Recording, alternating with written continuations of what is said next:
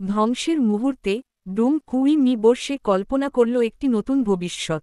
সে তৎক্ষণাৎ খুঁজে বের করল ছায়া নায়ক ইন ইন সাইকে এবং তাকে একত্রে পৃথিবী শাসনের প্রস্তাব দিল। কিন্তু ছায়া নায়ক এই প্রস্তাবে একদমই আগ্রহ দেখাল না, বরং তাকে অবজ্ঞা করল। এতে রাগে ফেটে পড়ল ডুম এবং সে নিজের চরম শক্তি প্রয়োগ করল। কিন্তু এই পদক্ষেপ তার জন্য আত্মবিনাশ ডেকে আনল। ছায়া নায়ক তাকে মাত্র এক আঘাতে দূরে ছুঁড়ে ফেলল। এদিকে সেনাবাহিনী তখন ফ্যান্টাস্টিক ফোর দলের কাছে সাহায্য চাইল, যাতে তারা ছায়া নায়কের আগমন এবং উদ্দেশ্য সম্পর্কে বিস্তারিত জানতে পারে।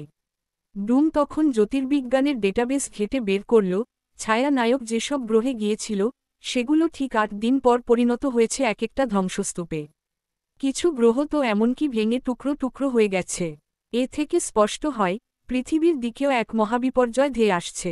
ডুমের হিসাব অনুযায়ী ছায়া নায়ক পরবর্তীতে কোথায় হাজির হবে তা সে বের করতে সক্ষম হয়।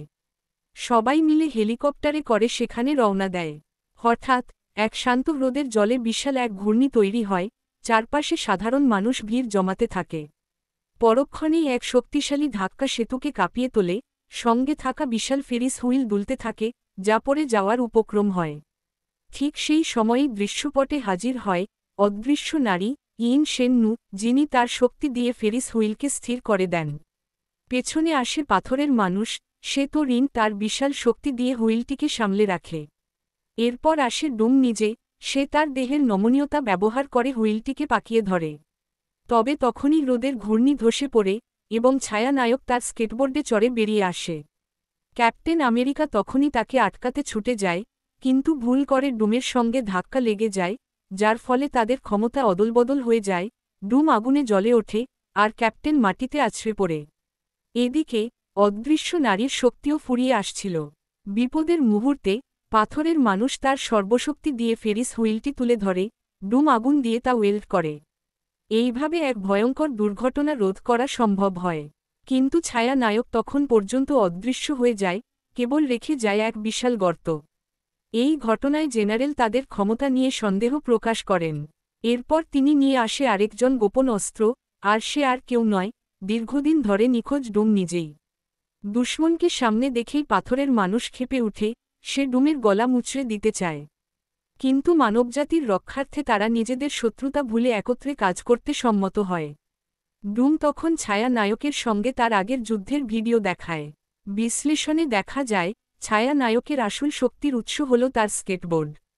ডুম তখন গবেষণায় মন দেয় এবং এক পর্যায়ে সফলভাবে তৈরি করে একটি ultra light speed particle pulse, যা ছায়া নায়কের শক্তি শোষণের ক্ষমতাকে ঠেকাতে পারে। তারা সেই জায়গায় পৌঁছায় যেখানে ছায়া নায়ক আসবে বলে আশা। স্ক্যান অনুযায়ী বিভিন্ন পয়েন্টে পার্টিকল যন্ত্র বসানো হয়। যখন অদৃশ্য নারী তার কাজ প্রায় শেষ করছে, ঠিক তখন ছায়া নায়ক হঠাৎ উপস্থিত হয়।